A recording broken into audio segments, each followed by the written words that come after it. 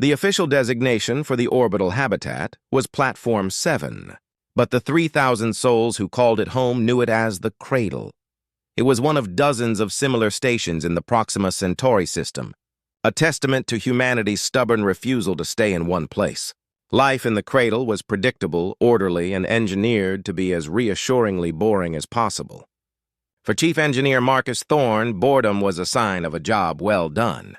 It meant the fusion core was stable, the recyclers were scrubbing the air with 99% efficiency, and the station's spin gravity was a consistent, comforting 1.0 G. So when the station's central AI, Helen, flagged a series of anomalous energy readings, his well-ordered world developed a slight, unnerving wobble. The readings weren't from engineering. They were faint, sporadic, and localized to the residential sectors. More specifically, they were localized to the rooms of children under the age of 10. The energy was psionic, a barely there whisper of cognitive emotional feedback that would have been dismissed as sensor noise if it weren't for the pattern.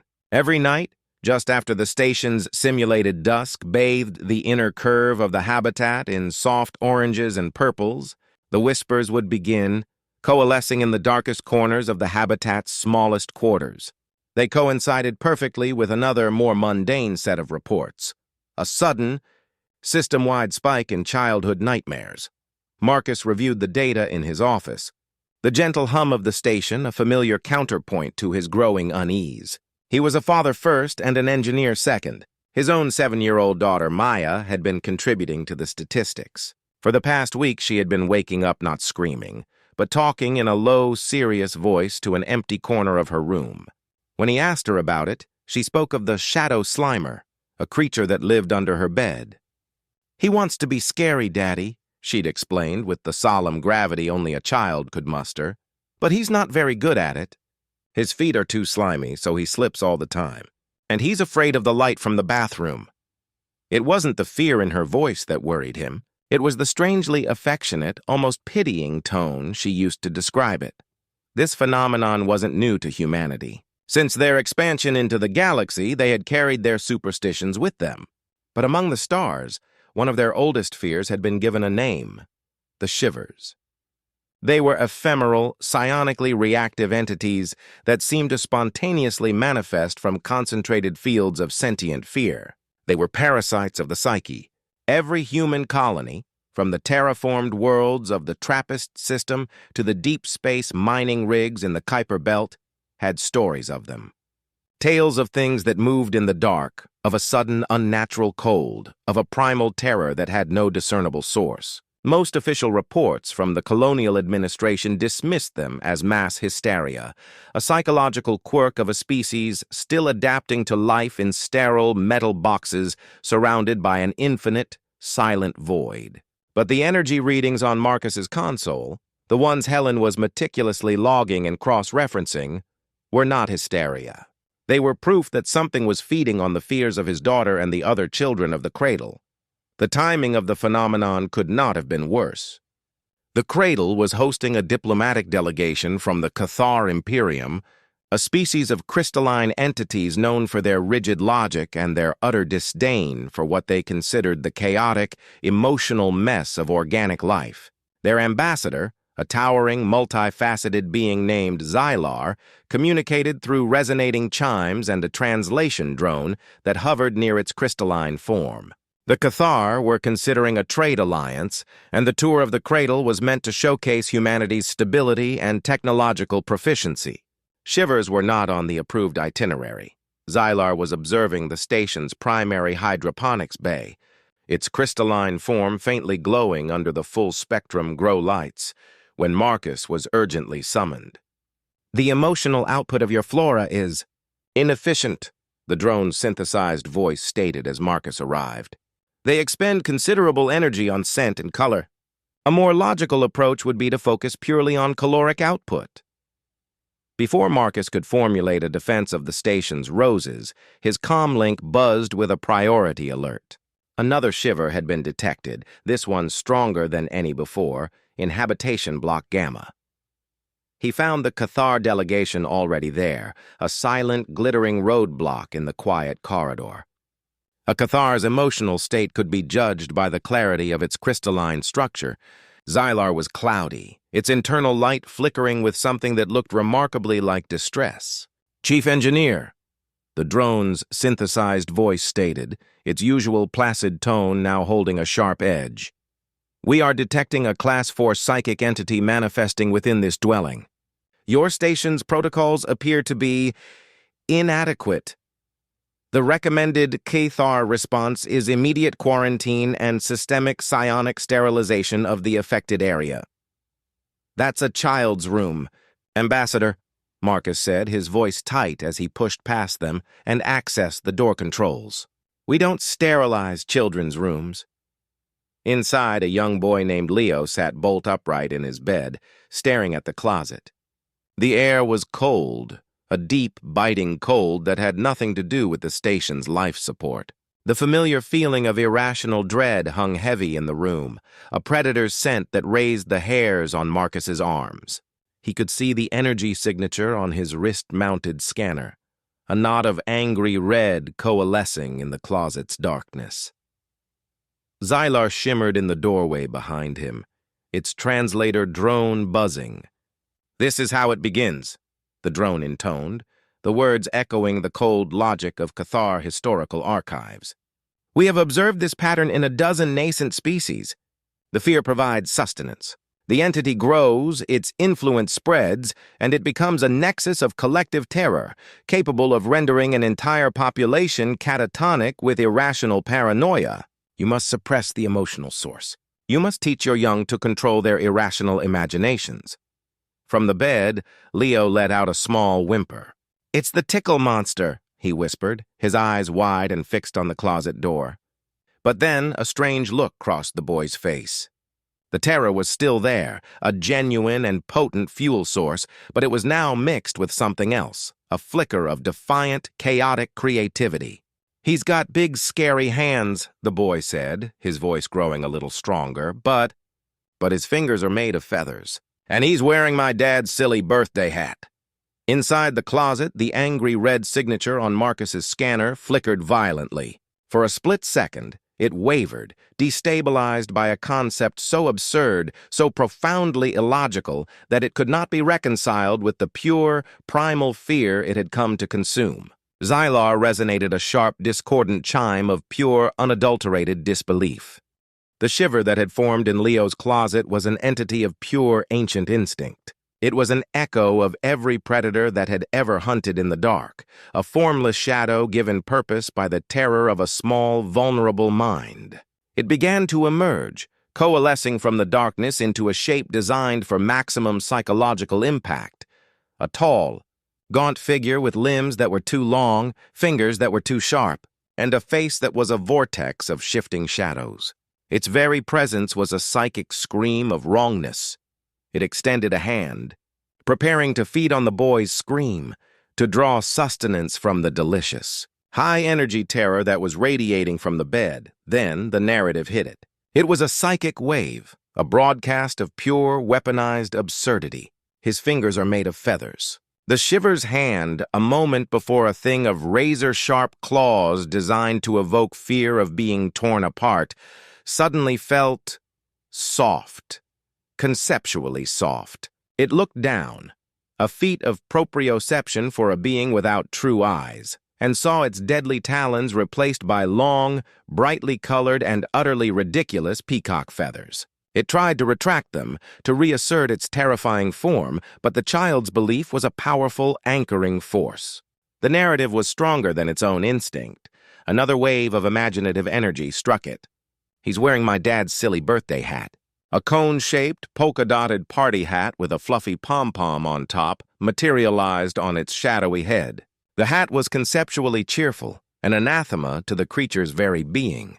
The Shiver reeled back, a silent shriek of cognitive dissonance echoing in the psychic spectrum.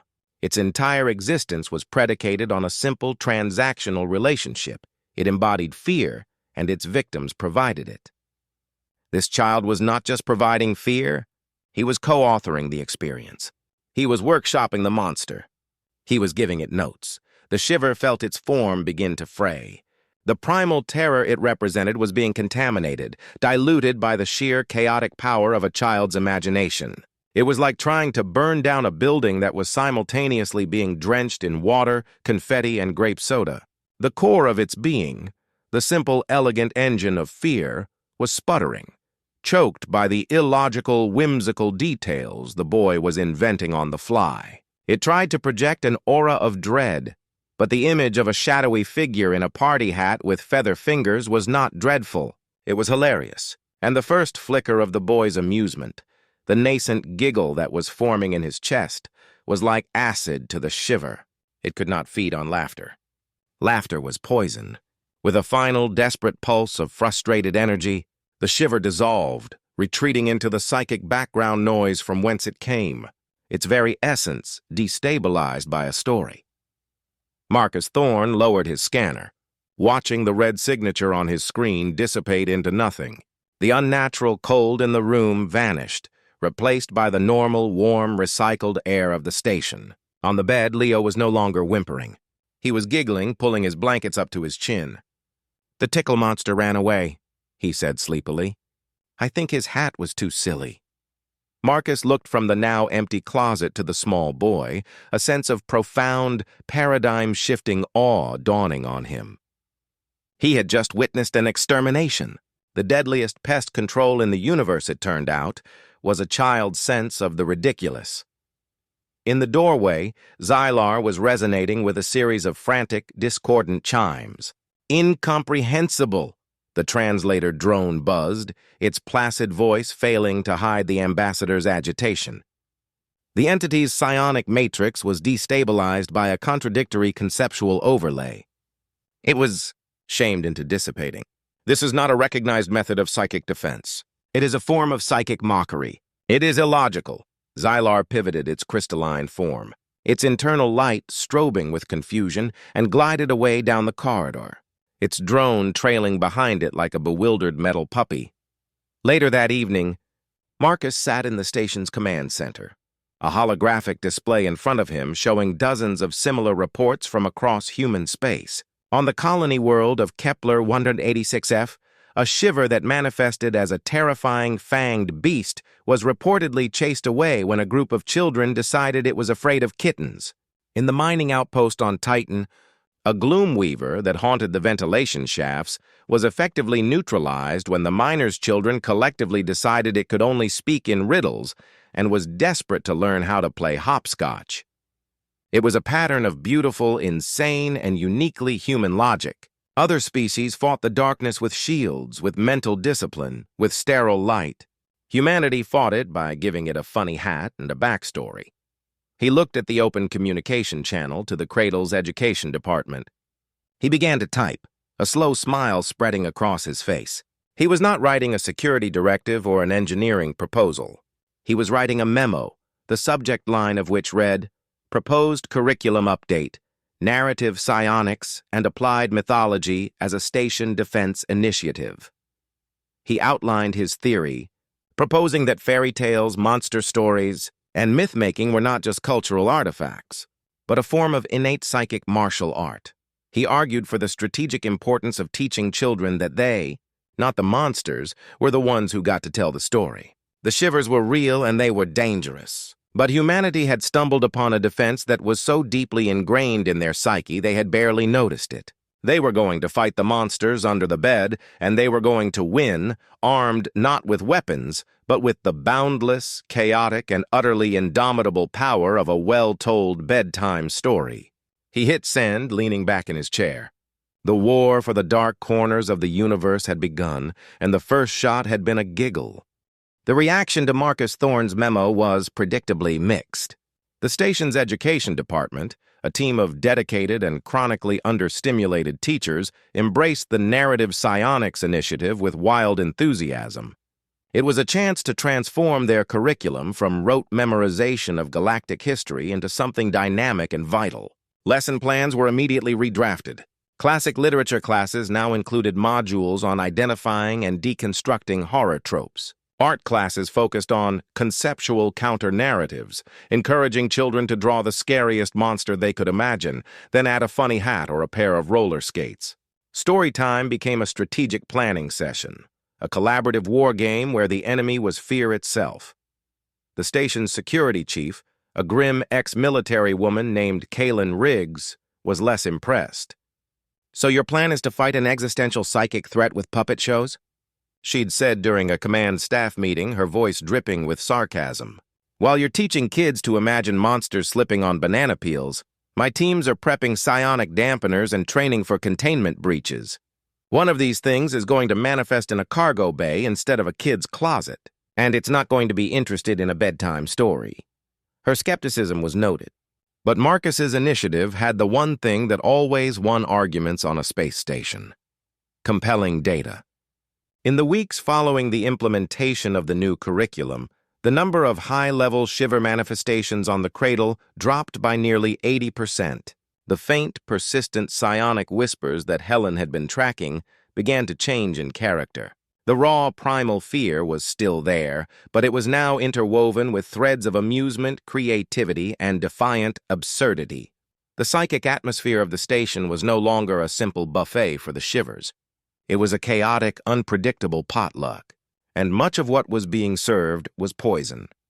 Ambassador Xylar, meanwhile, had become a permanent fixture in the station's command center, its crystalline form hovering near the primary sensor displays. The Cathar delegation's mission had been unofficially amended, from a trade negotiation to a long-term observational study of humanity's illogical defense paradigms.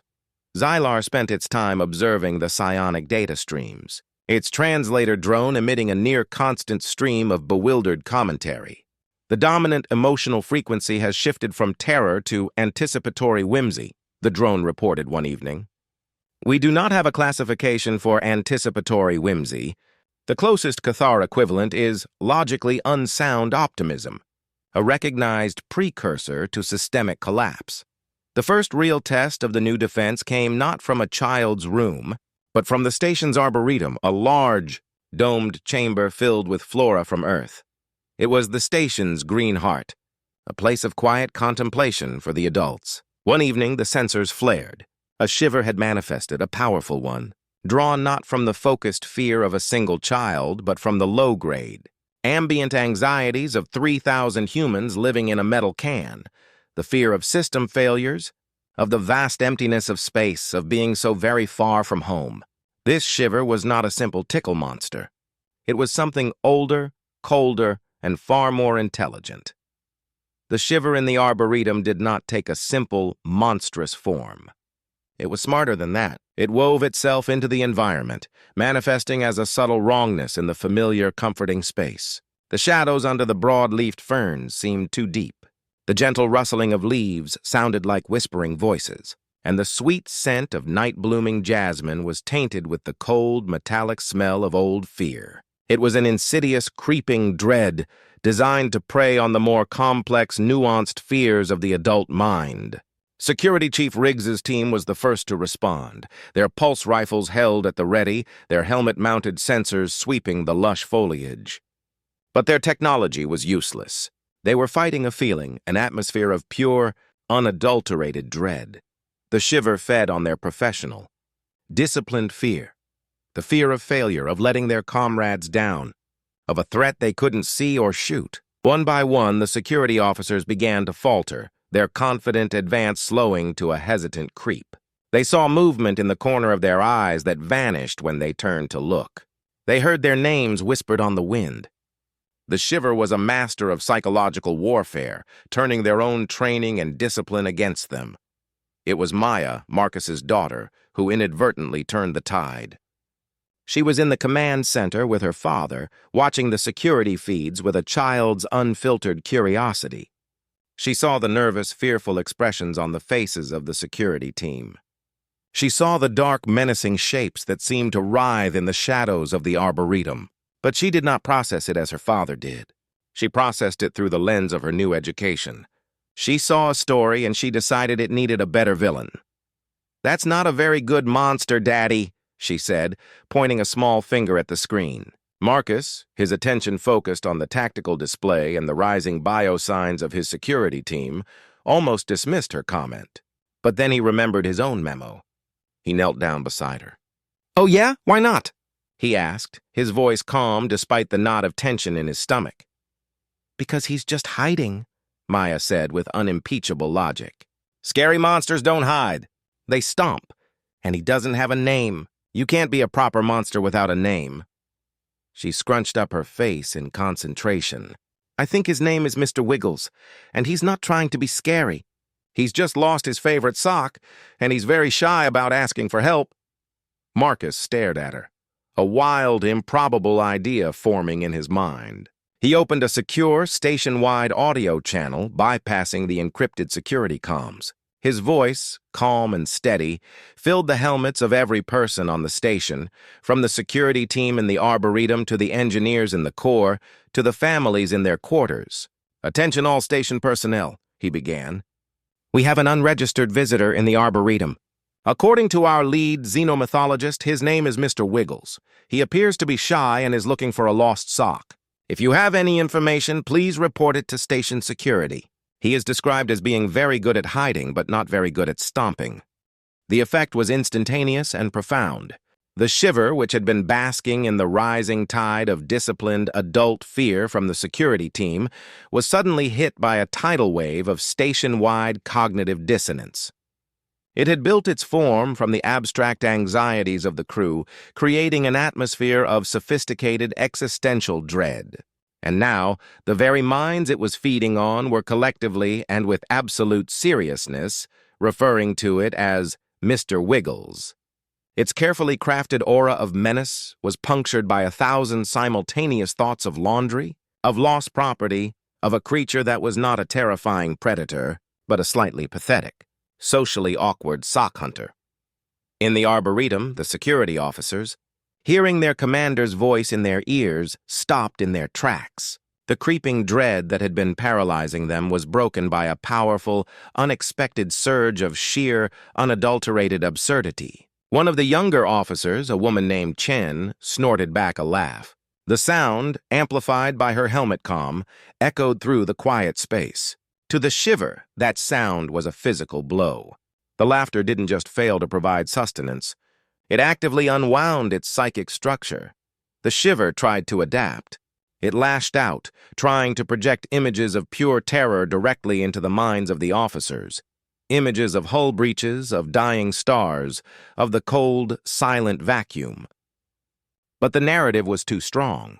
It was like a world-class assassin trying to do his job while an entire stadium of people pointed and laughed at his mismatched shoes. The image of a hull breach was immediately followed in one officer's mind by the thought, "I bet Mr. Wiggles is looking for his sock in there."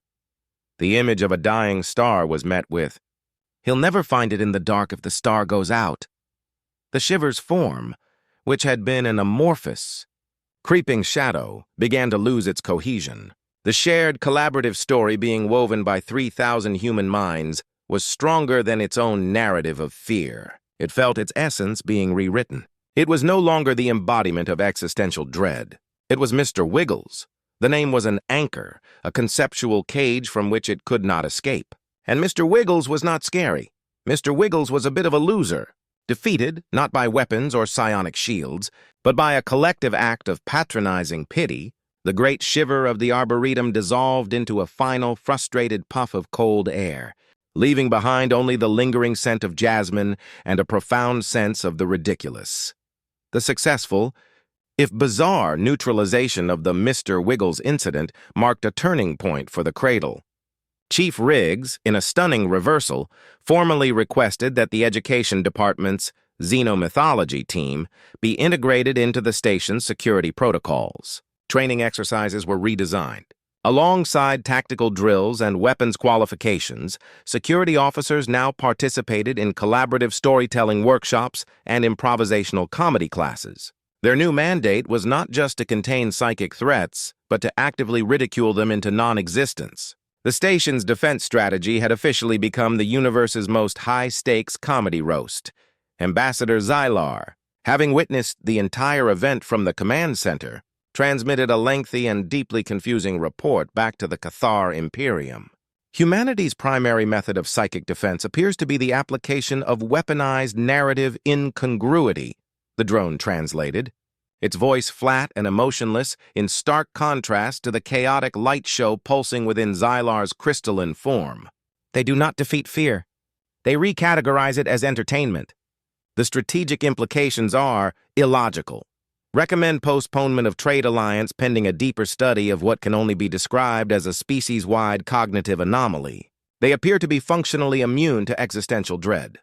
Marcus Thorne, however, knew that it wasn't immunity. It was a coping mechanism, elevated to the level of a superpower. Humans felt fear as keenly as any other species. The difference was what they did with it. They took their deepest anxieties, their most primal terrors, and they gave them names, faces, and most importantly, absurd and fatal flaws. It was a process of domestication. They were taming the monsters in their own minds by telling stories about them. But the Shivers were ancient, and they were adaptable. The events on the cradle were a new variable in a cosmic equation that had remained unchanged for millennia.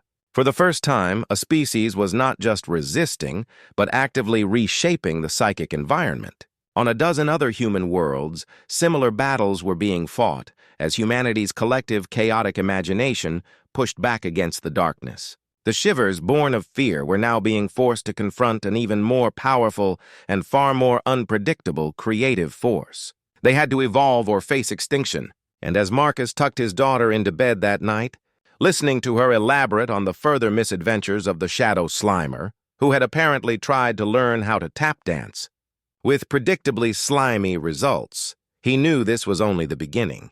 The darkness was learning, and sooner or later, it would start telling stories of its own. The next phase of the conflict began not with a bang, but with a story. It started on the colony world of Viridia, a planet known for its vast bioluminescent forests. For weeks, the children of Viridia's main settlement had been collectively crafting a narrative around a new Shiver, a creature they called the Giggle Snatcher, a clumsy, perpetually sad monster who stole laughter because he didn't know how to make his own. They had, as had become standard practice across human space, disarmed it with pity. Then one night, the story changed. A young girl woke from a nightmare, not about the Giggle Snatcher, but for him.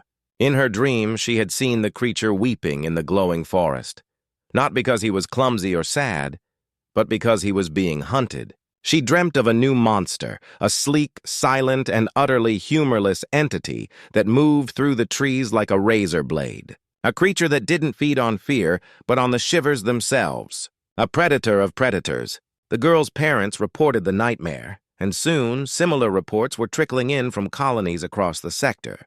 The Shivers were evolving. They had stopped trying to tell horror stories. Now, they were telling tragedies. The Shivers, having failed to defeat humanity with fear, had stumbled upon a far more potent and insidious weapon: empathy. They began projecting narratives of their own suffering, crafting stories of their own victimhood to elicit sympathy from their human hosts. The new Shivers were not monsters to be laughed at, but victims to be pitied. A Shiver that manifested in the engine room of a freighter was no longer a gloom weaver. It was a sorrow spinner, a being of pure melancholy that projected a deep psychic ache of loneliness and despair. The engineers who encountered it didn't laugh. They felt a profound urge to comfort it, to ease its suffering, a process which left them emotionally drained and psychically exhausted. The Shivers had learned that while laughter was poison, sympathy was a slow-acting and far more delicious source of sustenance. This new tactic was far more dangerous. It preyed not on humanity's irrational fears, but on one of its greatest strengths, its compassion. On the cradle, Marcus Thorne watched the data streams with a growing sense of dread. The psionic frequencies were shifting again, away from the chaotic joy of the past few months and toward a heavy, cloying atmosphere of cosmic sadness. The children were growing quiet, their stories becoming somber. Maya no longer told stories of the Shadow Slimer's clumsy tap dancing. She told stories of how no one would dance with him because his feet were too slimy, leaving him to cry alone in the dark. Humanity's weapon was being turned against them. They had taught the darkness how to tell a story, and it had learned the lesson all too well. The crisis came to a head aboard the cradle. A new Shiver, more powerful than any before, began to coalesce in the station's zero-gravity recreation center, a large spherical chamber where off-duty crew members could relax. This entity, which the station's sensors immediately classified as a Class 7 psychic event, did not try to frighten or sadden. It projected a single, powerful, and overwhelmingly beautiful narrative directly into the minds of everyone on the station. It told the story of its own creation. It showed them a universe before life, a place of perfect, silent, mathematical order. It projected the feeling of that order, the pure, clean logic of physics, and the serene dance of gravity. Then it showed the first spark of consciousness, a chaotic, unpredictable anomaly that it called the noise. It showed how this noise grew, how life spread, bringing with it pain, desire, fear, and a million other messy, illogical emotions that disrupted the perfect silence.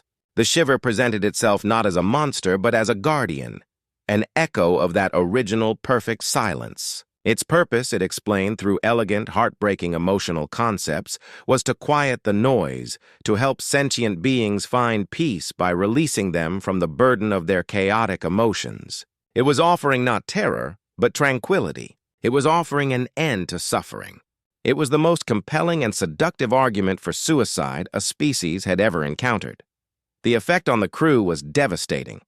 People stopped what they were doing, a look of serene, weary understanding on their faces. The constant, low-grade stress of station life, the anxieties and fears they had so successfully weaponized, were suddenly cast as a pointless, painful burden. Why struggle? Why strive? Why laugh in the face of a hostile universe when a quiet, peaceful, and logical end was being offered?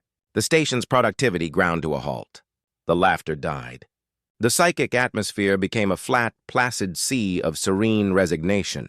The Shiver was feeding on their surrender, growing stronger with every soul that accepted its beautiful, deadly logic. Ambassador Zelar, shielded from the full force of the emotional broadcast by its crystalline nature, observed the unfolding catastrophe with a series of sharp, alarmed chimes. "Chief Engineer," the drone stated, its voice urgent, "the human population is succumbing to a logically induced existential cascade failure. They have encountered a philosophical argument for which they have no counter-narrative. Your weapon has failed. Your mockery is useless against this." Zelar was right. How could you ridicule an enemy that was making a beautiful, poignant, and tragically compelling point? Marcus Thorne felt the pull of the Shiver's logic, the seductive promise of peace. A part of him, the tired, overworked engineer who hadn't had a real vacation in 5 years, wanted nothing more than to give in, to accept the quiet. But another part of him, the father who had listened to his daughter tell the stupidest, most illogical, and most wonderful stories imaginable, rebelled. He looked at the faces of his crew, at the placid, empty smiles, and he felt a surge of something the Shiver had not accounted for: anger. He got angry at the sheer arrogant condescension of this entity, at its claim that a silent, empty universe was preferable to a noisy, complicated one. He raced to the station's education center, Maya's small hand in his. The teachers were there, sitting quietly at their desks, their faces as serene and empty as the rest of the crew. "I need your help," he said, his voice a harsh crack in the quiet room. "I need the most illogical, the most chaotic, the most ridiculously human story you can possibly imagine. Right now." The head of the department, a woman named Anya Sharma, looked up at him, a flicker of the old spark returning to her eyes. "What's the prompt?" she asked, her voice a sleepy murmur. "The prompt," Marcus said, pulling up a schematic of the station's broadcast system, "is that the universe is a beautiful, logical, and deeply, profoundly boring place, and it's our job to mess it up."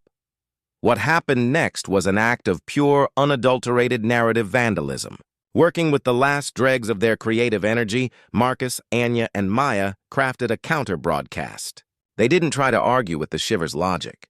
They didn't try to offer a better philosophy. They simply responded to its beautiful, minimalist symphony with the loudest, most chaotic, and most gloriously stupid rock and roll song they could imagine. They broadcast a story, not of hope or resilience, but of pure, joyful, unapologetic nonsense.